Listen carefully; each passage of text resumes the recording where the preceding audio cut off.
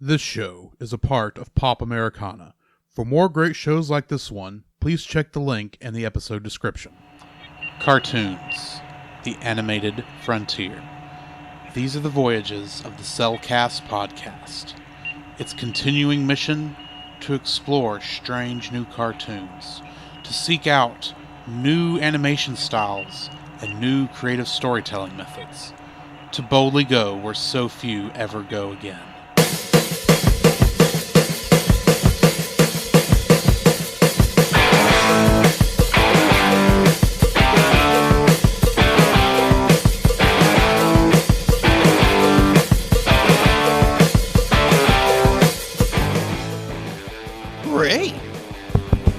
Am I wrong? Okay. This progress is a part of Christian Geek Central Network. Wrong. Hey, Scoop, what are you doing, man? I don't know. I'm supposed to be reading an ad.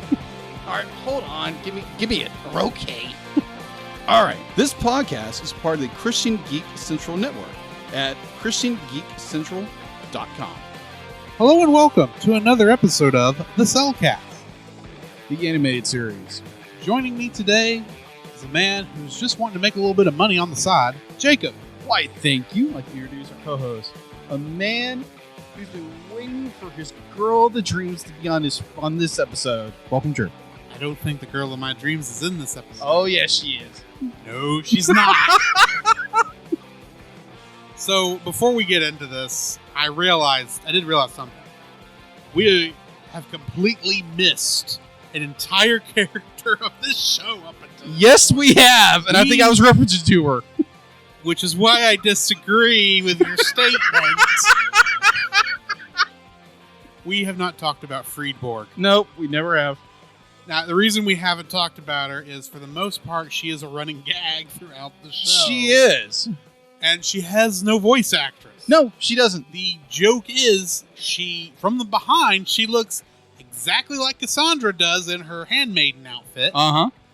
But she's not. And apparently everybody knows her. Uh-huh. And apparently she has a romantic aura. Apparently.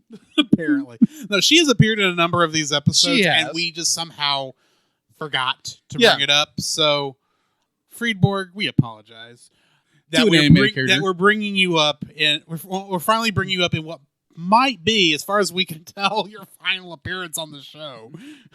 Outside of maybe a group shot, maybe. I don't know. All right, so for those in the commentary section, please leave your spoilers to a minimum. Yes. We'll find out if she shows back up again when she shows back up again. Yes. Anyway, so today we are, of course, going through Tangled the series. I think I did not mention that part. Mm-hmm. We are on Season 1, Episode 18, Painter's Block, which was directed by Steven Sandoval and written by David Sheaf. Summary is, in the aftermath of the blizzard, Rapunzel's confidence is shaken. In an effort to get her mojo back, she rededicates herself to painting and enrolls in an art class. An art class with Friedborg, Lance, the mime, whose name I can't think of. Yeah. From the Snuggly Duckling. Buckling.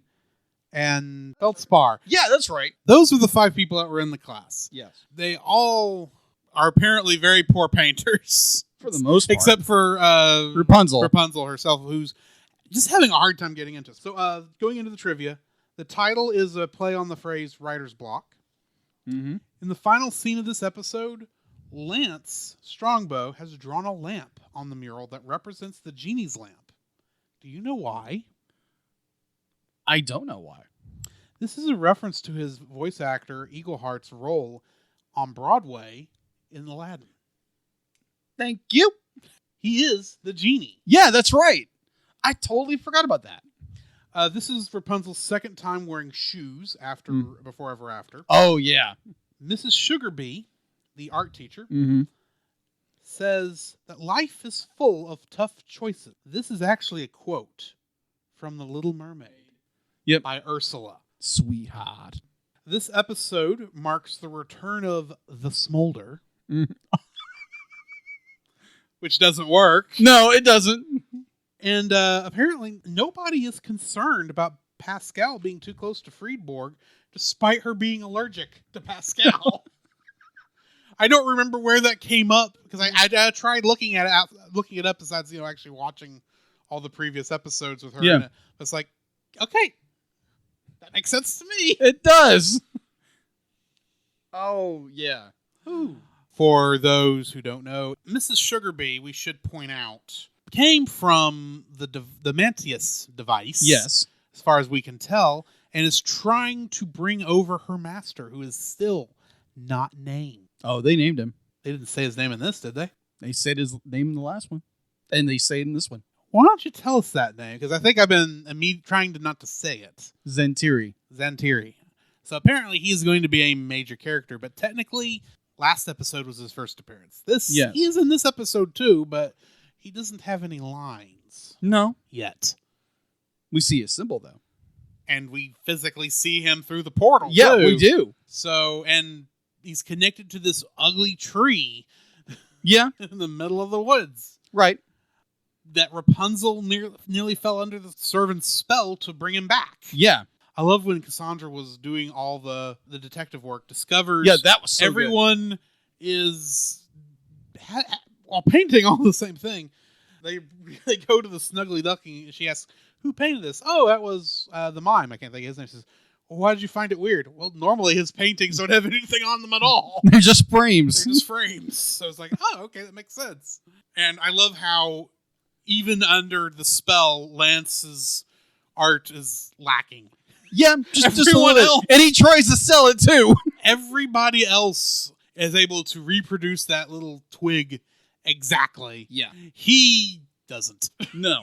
Even when under the magical spell that causes them to paint correctly. Yeah.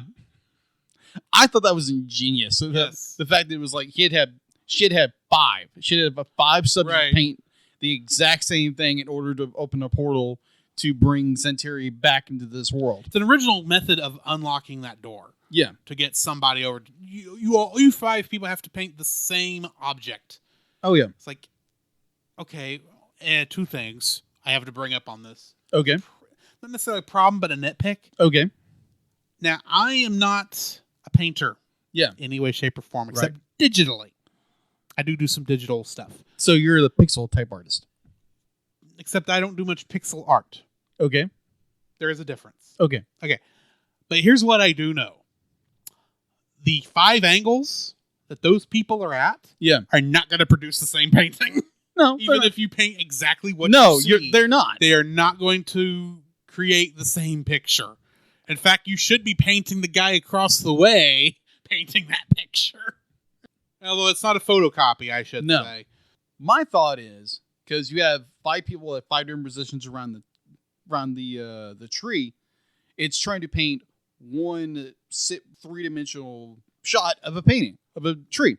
That kind of works, but my thought was maybe what was going to happen. This is not what happened. Yeah. Each of the 5 paints what they see of the tree, but when they're combined in a certain way, maybe produces some kind of arcane symbol or something like that. That could be. That would open up the portal. But that's not what we see. They literally, the 5 people are just painting, and somehow the energy of them painting the same object causes the portal to open. Yeah. Which is interesting. Yeah, it's very interesting. But I mean, still, it's a good episode. It's nice that we're getting what feels like actual movement in the story. Which we've not out before Queen for a Day. We really didn't get except for maybe 2 cases. We still don't know what the Black Rocks are, as the Black Rocks don't even show up in this episode. But we do at least get to meet our villain, even if we don't get to actually talk to him. And we get essentially a fight against one of his servants, which is cool. Yeah. It's thrown into his dimension at the end. Yeah, that was very good upcomings. What's the word? Let me help you. I believe the word you're looking for is comeuppance. Yes, thank you. It's a good episode that builds onto what's coming later. Mm-hmm. It's coming later in the series. And we get Rapunzel's continuation from Queen for a Day. Yeah. We get to see her frustration, her anxiety, what's the word I'm looking for? Fear? Yeah, her fear. Because the entire reason she's got painter's block is she made so many bad decisions. Yeah, she did. Not really bad decisions. She made so many decisions that didn't turn out well. Yeah. That she feels guilty. Mm-hmm. And she does not want to make these hard decisions, but ironically, hard decisions is how she paints. Yeah, in some ways. So that's life. Yeah, I understand the anxiety she's got from, I've got to make these decisions and I don't want to. Mm-hmm. And that is something you have to work through. Yeah. And she's kind of forced to work through it in this episode to save everybody. And she even still falls back up under the spell right before the end. Yeah, that was really so good. Like, okay. That's interesting. Yeah, it was. We almost lost. Thank you. Is it Eugene? Yeah. That ends up saving the day, actually? Yeah, in a way. Eugene and Cassandra do? Yeah. By stopping her from finishing the drawing? Yeah. And where Rapunzel wears shoes, something's wrong. Something is way off. The thing that got me with this episode was not being yourself, trying to be something else, in which we all have the tendency to be like, oh, I don't like who I am, or I'm insecure about myself, so I'm going to be somebody else. And Rapunzel wearing shoes is that idea. Be like, I'm going to be someone else. I don't have to be this. I'm going to be this. Yeah. But when Eugene and Cass go down the chasm, be like, obviously she throws her hair down, but her shoes are preventing it. She takes her shoes off. It's interesting how much of a relief I felt for the characters when I saw those shoes fall past Eugene. Yeah. That was a very good symbolism. It was very good symbolism. Yes, she's back. Yeah, but very good episode. Very, very good episode.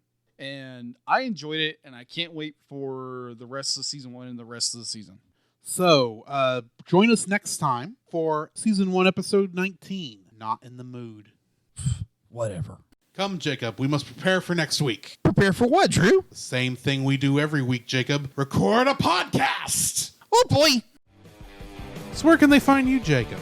You can find me on Facebook at Jacob B. Heron, also on Facebook at Jacob's Daily Art Corner, where I try to draw each and every day. I don't get to it as often as I like, but join me there. Also, you can find me on Instagram at Jacob B. Heron, on Twitter at Jacob Heron, and Letterboxd at Jacob Heron. So where can they find you, Drew? You can also follow me on Letterboxd at GGeorge759, Facebook as Drew Dodgen, my Facebook page, where you can see pictures I've taken at Drew's Photo Bin. You can also follow me on Twitter at GGeorge759. You can email us at thecellcastpodcast@gmail.com. You can also follow us on Twitter at cast_cell. You can follow us on Twitch at twitch.tv/thecellcastgaming. You can also follow us on YouTube at Cellcast. Listen to our podcast on Apple Podcasts, Google Play Podcasts, Stitcher, Spotify, and your favorite podcast directory. You can also listen to us on the Movie of the Week podcast with Jim Heron, where we talk about live-action movies. And remember, Cell is a single L.